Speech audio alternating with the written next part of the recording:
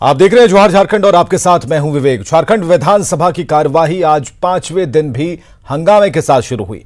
कल कांग्रेस विधायक इरफान अंसारी ने बीजेपी विधायकों पर कुत्ते की तरह भौंकने का आरोप लगाया था। इस मुद्दे पर आज सदन की कार्यवाही शुरू होते ही बीजेपी विधायकों ने जमकर बवाल किया। बीजेपी विधायक भानु प्रताप शाही ने इरफान अंसारी के बयान पर व्यवस्था का प्रश्न उठाया। वहीं बीजेपी विधायक भी आसन के पास आकर नारेबाजी करते रहे और इस दौरान स्पीकर की ओर से विधायकों को समझाने की सारी कोशिश बेकार साबित हो गई। बीजेपी विधायक नीलकंठ सिंह मुंडा ने इरफान अंसारी की सदस्यता रद्द करने या फिर सदन से बाहर करने की मांग की। लगातार हंगामा जारी रहने से नाराज स्पीकर ने सदन की कार्यवाही दोपहर 2 बजे तक स्थगित कर दी। इरफान अंसारी जी ने हो गए हैं, वो अंधे हो गए हैं, या यूं कहा जाए कि वो पागल हो गए। बगैर पागल आदमी एक विधायक जो 5 लाख जनता का प्रतिनिधित्व करता हो, इस तरह का गंदा शब्द किसी भी माननीय विधायक के लिए नहीं बोल सकता है। इसलिए उनको कांके जाकर के इलाज कराना चाहिए और जब तक उनका इलाज सही ढंग से नहीं होता है तब तक उनको अध्यक्ष जी को बर्खास्त कर देना चाहिए। तो सभी माननीय विपक्ष के सदस्यों को कुत्ता कहा जा रहा है, तो हम लोगों को कुत्ता की आवाज में बोल करके हम लोगों ने उसका प्रतिरोध किया है और आगे भी यह प्रतिरोध जब तक उस पर कार्रवाई नहीं होगी तब तक हम लोग उसका प्रतिरोध करते रहेंगे। सदस्य यहाँ जीत के उसको उन्होंने कुत्ता कहने का काम किया है, तो इसी के लेकर के हम लोग आज विधानसभा में पूरा सभी लोग जो है जितने वरिष्ठ से लेके सबको आज जो है अध्यक्ष से हमने आग्रह किया है कि या तो उनको सस्पेंड कीजिए, उस पर कार्रवाई कीजिए, तभी सदन चलने देंगे। इरफान अंसारी के बीजेपी विधायकों पर दिए गए आपत्तिजनक बयान पर बवाल मचा है। पूर्व शिक्षा मंत्री नीरा यादव ने इरफान अंसारी को संस्कारहीन बताया और माफी की मांग की। इधर कांग्रेस विधायक बंधु तिर्की ने तमाम विधायकों को भाषा को संयमित रखकर बोलने की अपील की है। सदस्य इरफान अंसारी जी ने तो ये वर्ड यूज किया जो कि हमें बोलने में भी शर्म आती है। किन्हीं को, इंसान को आप इस तरह की बात को नहीं बोल सकते हैं, इसलिए उनको माफी मांगना चाहिए, उनको बर्खास्त करना चाहिए। ये हम लोग माननीय अध्यक्ष महोदय से संस्कारहीन है, बोलिए ना। संस्कार ही नहीं है, संस्कार वो संस्कार ही नहीं है उनके पास, संस्कारहीन तो है, उनको संस्कृति के बारे में कुछ पता ही नहीं है, इसलिए एक बार नहीं वो बार बार ये गलतियां करते रहते हैं। बिल्कुल ये अच्छा नहीं है, अच्छी परंपरा भी नहीं है। माननीय सदस्य होते हैं, उनकी भावना, उनकी पीड़ा को बिल्कुल तमाम हम लोग माननीय लोग, सत्ता पक्ष वाले लोग भी समझ रहे हैं, लेकिन विपक्ष के भी साथियों को सीमा पार करके ऐसा कोई आचरण नहीं करना चाहिए था। तो सदन में अपने बयान पर बवाल के बाद कांग्रेस विधायक इरफान अंसारी ने सफाई दी। उन्होंने कहा कि वे सभी विधायकों का सम्मान करते हैं। उन्होंने किसी विधायक के बारे में कोई भी अपशब्द नहीं कहा। मेरी मंशा विधायकों को ठेस पहुंचाना नहीं था, ठीक है। मैं सभी विधायकों का सम्मान करता हूं, मैं खुद विधायक हूं, और जब विधायक का मैं सम्मान नहीं करूंगा तो दूसरा लोग कैसे करेगा। वो अलग बात है कि आज आप मैं सत्ता में हूं, वो विपक्ष में है। मैं सभी विधायकों का सम्मान करता हूं। मेरा कहने का जो मकसद था वो गाली देना नहीं था। वो जो शब्द आप लोग बोल रहे हैं, प्रयोग कर रहे हैं, हाँ जी ठीक है, वो मैंने नहीं कहा ये बात को, मैंने पर्टिकुलर नहीं कहा बात। हमने कहा कि जिस तरह से आप लोग हल्ला कर रहे हैं ना, जिस प्रकार से आप लोग हल्ला कर रहे हैं, अब मान लीजिए वो आचरण की बात थी। अगर उनको मेरे कहने से अगर कुछ बहुत बुरा लगा हो तो मैंने कहा कि ठीक है, अगर बुरा लगा तो मैं पीछे हटता हूं। जेएमएम और कांग्रेस ने राज्यसभा की दोनों सीट पर गठबंधन के उम्मीदवारों की जीत का दावा किया है। जेएमएम महासचिव मनोज पांडे और कांग्रेस प्रवक्ता आलोक दुबे ने दावा किया है कि राज्यसभा चुनाव में महागठबंधन के तहत ही प्रत्याशी उतारे जाएंगे। हालांकि उम्मीदवार कौन होगा, इस पर पार्टी का शीर्ष नेतृत्व फैसला लेगा। आंकड़े स्पष्ट हैं, ये तो आंकड़ों का खेल है। भाजपा के पास आंकड़े सफिशिएंट नहीं है, पर्याप्त नहीं है।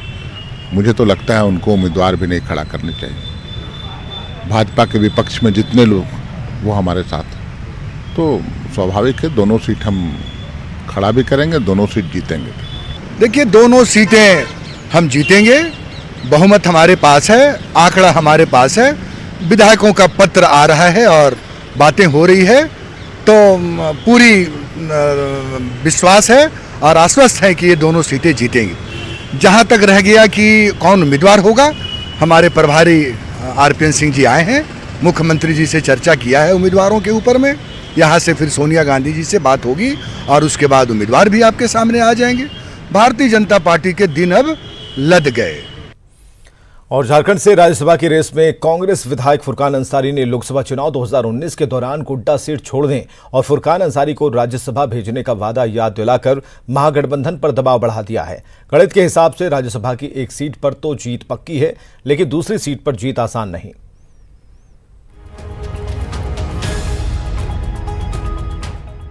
खाली हो रही 2 राज्यसभा सीट के लिए जेएमएम जहां शिबू सोरेन को मैदान में उतारेगा, वहीं कांग्रेस की तरफ से फुरकान अंसारी को मैदान में उतारने की तैयारी है। फुरकान अंसारी के बेटे इरफान अंसारी ने लोकसभा चुनाव के दौरान गोड्डा सीट छोड़ने के बदले में फुरकान अंसारी को राज्यसभा भेजने का वादा महागठबंधन के दलों को याद दिलाया है। गोड्डा लोकसभा जो हमारा परंपरागत सीट है, एक माइनॉरिटी का सीट है, इसको छोड़ दिया जाए और उसके बदले में हम राज्यसभा किसी माइनॉरिटी को भेजेंगे, मतलब फुरकान अंसारी को भेजेंगे। इधर झारखंड मुक्ति मोर्चा ने अपने केंद्रीय अध्यक्ष शिबू सोरेन को राज्यसभा भेजने की तैयारी कर ली है और औपचारिक तौर पर जल्द ही इसका ऐलान हो सकता है। जेएमएम का दावा है कि दोनों ही सीटों पर महागठबंधन के गणित फिट बैठेंगे और जीत होगी। माननीय हमारे केंद्रीय अध्यक्ष आदरणीय गुरुजी का नाम का घोषणा कर देंगे और बाकी सहयोगियों से भी बात करके जो दूसरा हमारा कैंडिडेट होगा उसका भी नाम का घोषणा हो जाएगा और कंफर्टेबली हम लोग दोनों सीट निकाल के ले आएंगे। कांग्रेस विधायक दल के नेता आलमगीर आलम भी दूसरी सीट पर जीत की संभावना से इनकार नहीं कर रहे। एक सीट तो आराम से निकल जाएगा गठबंधन के तहत, दूसरी सीट पर निकालने की संभावना है एकदम नहीं है, ऐसी बात नहीं है। जेएमएम और कांग्रेस विधायक दल के नेता भले ही दूसरी सीट पर जीत का दावा कर रहे हों, लेकिन इरफान अंसारी और फुरकान अंसारी दूसरी सीट पर जीत को आसान नहीं मानते। पार्टी को विचार करना चाहिए, ऐसा नहीं कि आप छलांग मरवा दिए और फिर वहाँ जल के निकल जाए आदमी, ये नहीं होना चाहिए। आलाकमान अगर हमको दूसरी सीट बनाएंगे तो हम अपना सेफ साइड देखेंगे ना भाई, I am going to win or not. JMM के पास 29 विधायक हैं और राज्यसभा में एक उम्मीदवार की जीत के लिए 27 विधायक चाहिए। वहीं कांग्रेस के 16 ही विधायक हैं। ऐसे में दूसरी सीट मिलने पर फुरकान अंसारी की जीत पर संशय के बादल हैं और इसी खतरे को देखते हुए अल्पसंख्यक वोटरों का फुरकान और इरफान हवाला दे रहे हैं और किए गए वादों को पूरा करने की याद दिलाते हैं। न्यूज़ 18 के लिए रांची से उपेंद्र कुमार की रिपोर्ट। राज्यसभा जाने की रेस में बीजेपी की तरफ से सबसे अधिक जिन नामों की चर्चा है उनमें पूर्व मुख्यमंत्री रघुवर दास और पूर्व सांसद रविंद्र राय शामिल हैं। विधानसभा चुनाव में मिली हार के बावजूद केंद्रीय नेतृत्व रघुवर दास के 5 साल के कार्यकाल की सराहना करता रहा है। चुनाव में हार का ठीकरा भी रघुवर दास पर नहीं फोड़ा गया। बात अगर 2024 में रघुवर दास को सीएम प्रोजेक्ट करने की करें तो वो सभी संभावनाएं बाबूलाल मरांडी के पार्टी में लौटने से खत्म हो गई हैं। ऐसी स्थिति में केंद्र सरकार रघुवर दास को राज्यसभा भेज सकती है, लेकिन रघुवर दास को राज्यसभा भेजने के लिए आजसू तैयार नहीं है। विधानसभा में आजसू के अलग चुनाव लड़ने की सबसे बड़ी वजह रघुवर दास थे और ऐसे में बिना आजसू के समर्थन के रघुवर दास राज्यसभा कैसे जाएंगे, सवाल यही है। राष्ट्रीय नेतृत्व जो भी निर्णय करता है उसी पर अमल होता है, इसलिए अखबारों में तो बहुत नाम छपते हैं। हो सकता है कि यही दोनों में से कोई हो, लेकिन ये आज के दिन कोई नहीं कह सकता कि यही व्यक्ति राज्यसभा में जाएंगे। रघुवर दास की संभावनाएं हैं या नहीं राज्यसभा में? क्यों नहीं है, पूर्व मुख्यमंत्री हैं, क्यों नहीं है। इसलिए मैंने कहा ना कि भारतीय जनता पार्टी में एक समान से समान कार्यकर्ता को भी अवसर मिलते हैं। रघुवर दास भी जा सकते हैं, कोई और भी जा सकता है, कोई और भी जा सकता है। ये कहना लेकिन गलत होगा कि अमुक व्यक्ति ही जाएगा, एकदम फाइनल हो गया। हाँ, फाइनल होगा तो सबको सूचना प्राप्त हो जाएगी। और अब आपको समझाते हैं कि आखिर कैसा है झारखंड में राज्यसभा का गणित। तो झारखंड में विधानसभा की कुल सीटें हैं 81 और इनमें से राज्यसभा की एक सीट पर जीत के लिए चाहिए 28 वोट। बीजेपी के पास फिलहाल अगर देखें तो 25 विधायक हैं और बाबूलाल मरांडी के आ जाने से हो जाती है संख्या 26। और अगर बीजेपी को आजसू के 2 वोटों का साथ मिल जाता है तो उसके विधायकों की संख्या 28 तक पहुंच जाएगी, जिससे वो एक सीट आसानी से जीत सकती है। और अगर बात जेएमएम गठबंधन की करें तो झारखंड मुक्ति मोर्चा गठबंधन के पास 47 विधायक हैं और उनके पास पूर्व की जेवीएम के 2 विधायक पंतु तिर्की और प्रदीप यादव हैं, जो कि कांग्रेस में शामिल हो गए हैं और उनका साथ मिलता है तो आंकड़ा पहुंचता है 49 तक। और एक सीट पर जीत के लिए जेवीएम गठबंधन को 28 वोट चाहिए और ऐसे में उनके पास एक सीट के बाद 21 विधायक बचते हैं। ऐसे में सत्ताधारी गठबंधन को दूसरी सीट पर जीत के लिए 7 वोट चाहिए, जिनके लिए निर्दलीय विधायकों के साथ आजसू और बीजेपी के विधायकों पर उनकी नजर होगी।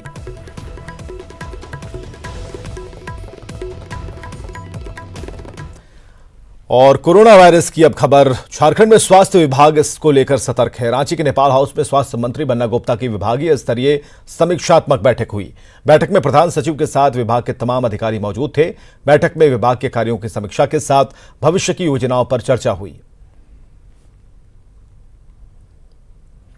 और स्वास्थ्य मंत्री बन्ना गुप्ता ने कहा है कि रिम्स के अगल बगल सभी प्राइवेट नर्सिंग होम और दवा दुकानों को हटाने पर विचार किया जा रहा है। उन्होंने कहा है कि इसके बाद लोगों का रुझान कैसा होगा, इस पर काम चल रहा है, इसके बाद फैसला लिया जाएगा।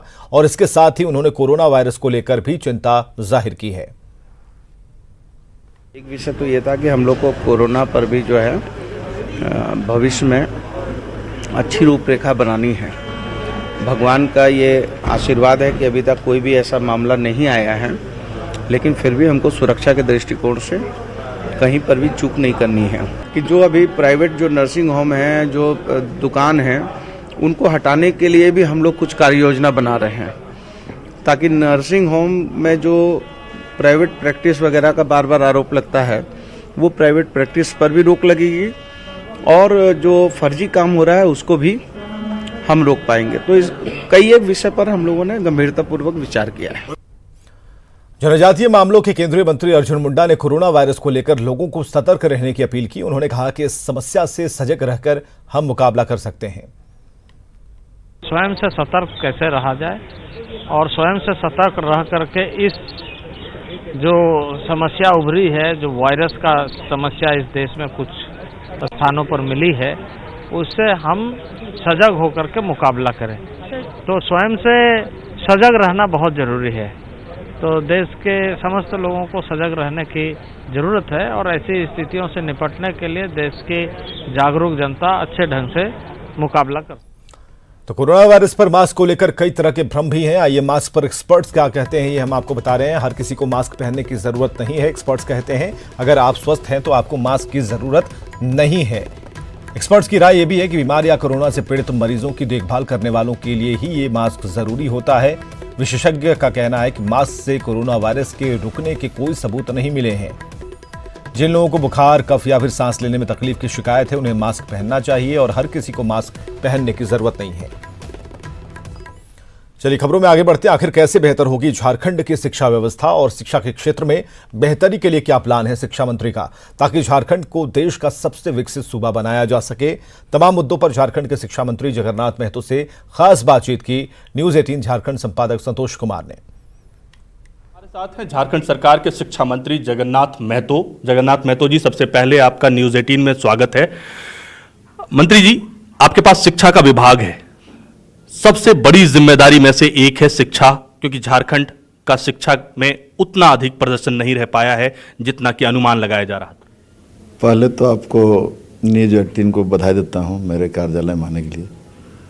और इस पर हमने पहला फेज में सभी को इच्छा शक्ति जगा रहे हैं कि शिक्षा के क्षेत्र में बेहतरीन क्या होगा, चाहे अभिभावक हो, चाहे शिक्षक हो, चाहे बच्चों हो। इच्छा शक्ति जगाने का काम करें, क्षेत्र में जाके इच्छा शक्ति जगाने का काम करें, प्रथम पेज। उसके बाद जो आज तक पुस्तक जो बढ़ता था, मई जून में बढ़ता था, हमने सभी अधिकारियों को कह दिया है और शुरू हो गया है 15 मार्च के पहले सभी पुस्तकें बढ़ जाना चाहिए। चैप्टर वाइज पढ़ाई शुरुआत समय पर हो, इस पर हम काफ़ी पहल कर रहे हैं, चिंतन भी है।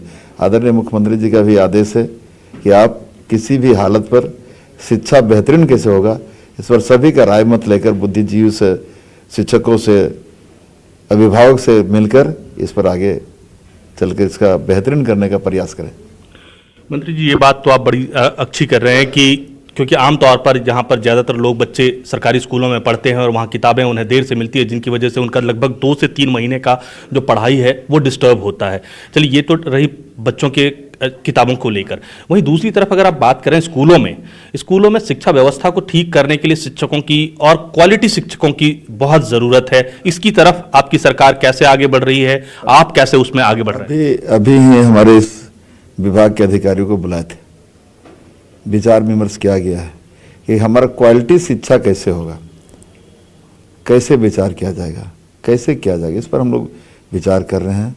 और आप भी जानते हैं कि कोई भी योजना नहीं है शिक्षा के क्षेत्र में तुरंत दिखेगा नहीं, लेकिन मुख्यमंत्री इस हेमंत सोरेन के कार्यकाल में शिक्षा दिखेगा, कैसे होगा।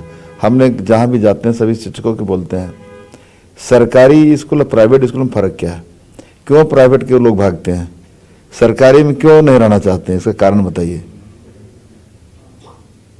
तो हर एक स्कूल का अलग अलग कारण होता है, हम उस पर कारण पर नहीं जाना चाहते हैं। हम सभी स्कूलों को निवेदन पूर्वक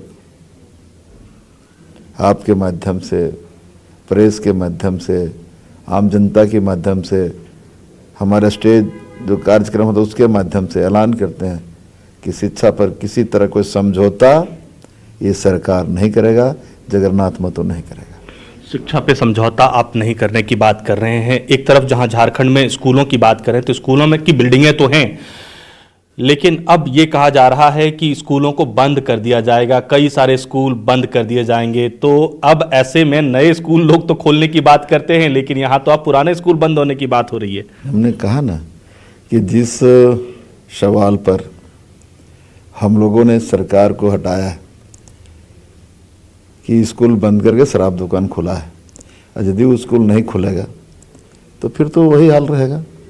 इस पर भी हम लोग जहाँ जहाँ से ज़रूरी है बच्चों का, ट्राइबल क्षेत्र में, देहात क्षेत्र में जहाँ नदी नाला रेलवे असुविधा हो रहा है बच्चों के लिए, उस पर बुला के बात कर रहे हैं, वो स्कूल खुलेगा, वहाँ अच्छा स्कूल खुलेंगे। लेकिन एक जो शहरी इलाके में या फिर आप कह लीजिए कि मध्यम जो कस्बे हैं वहाँ पर भी अब प्राइवेट स्कूलों का चलन ज़्यादा बढ़ रहा है।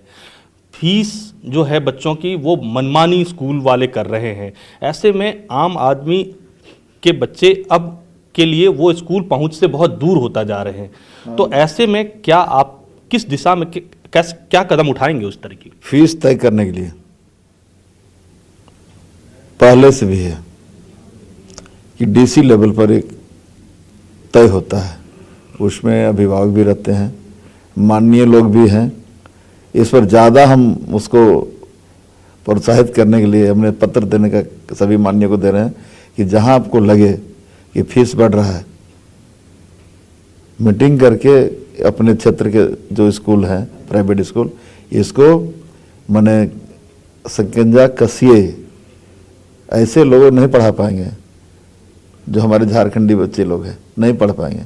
इसके लिए हम लोग जैसे भी आरटीए वाला में जो मामला है 25% लेना है, उस पर भी हम लोग पत्र दिए हैं कि कौन स्कूल में आज तक जब से लागू है बीपीएल बच्चों को क्यों नहीं हुआ, क्या कारण है, इसको बताएं।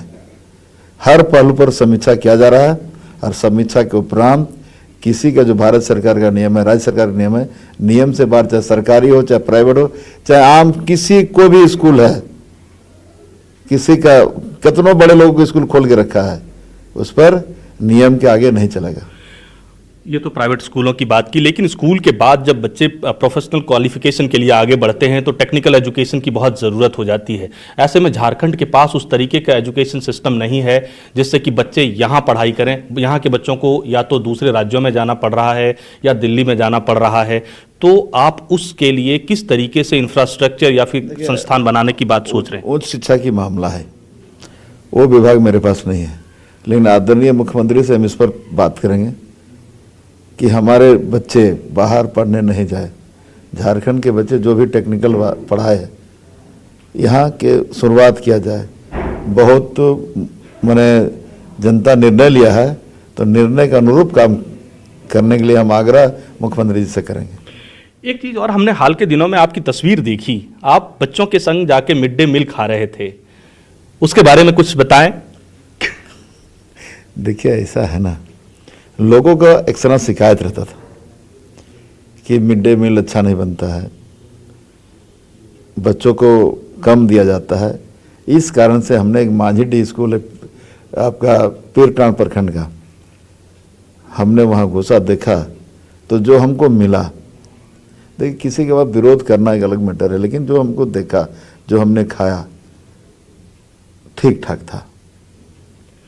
जो मिड डे मील खाया आपने बहुत अच्छा था। एक आखिरी सवाल अब आपसे करूंगा कि जो नए झारखंड की हम जो बात कर रहे हैं, नए झारखंड में जगन्नाथ महतो शिक्षा के क्षेत्र में किस तरीके से नए झारखंड में शिक्षा को आगे बढ़ाएंगे और क्या कुछ देखना चाहते हैं नए झारखंड में? नए झारखंड में, नए मुख्यमंत्री कार्यकाल में, नई सरकार में, झारखंड में नई नीति बनाने के लिए हम लोगों ने तय किया है कि जैसे मैट्रिक और इंटर का परीक्षा समाप्त होगा, हम लोग का एक नेत्रहाट विद्यालय पूरे झारखंड और बिहार में हट था, हम कार्यशाला वहाँ करने जा रहे हैं।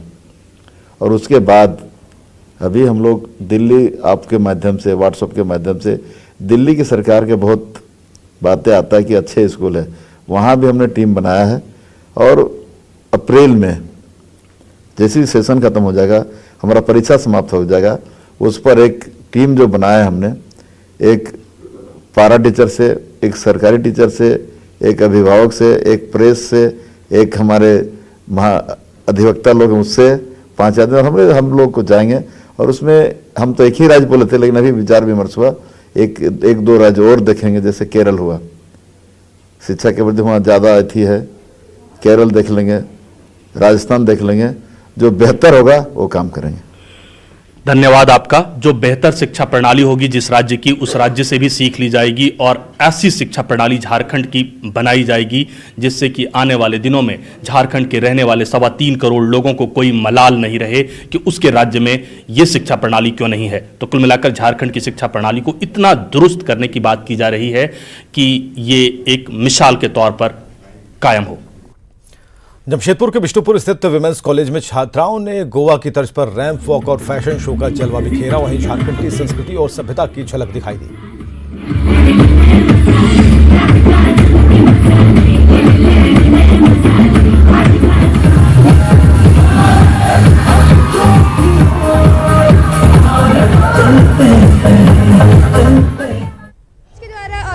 इस प्रोग्राम का मोटिव यही दिखाना है कि एक भारत श्रेष्ठ भारत है।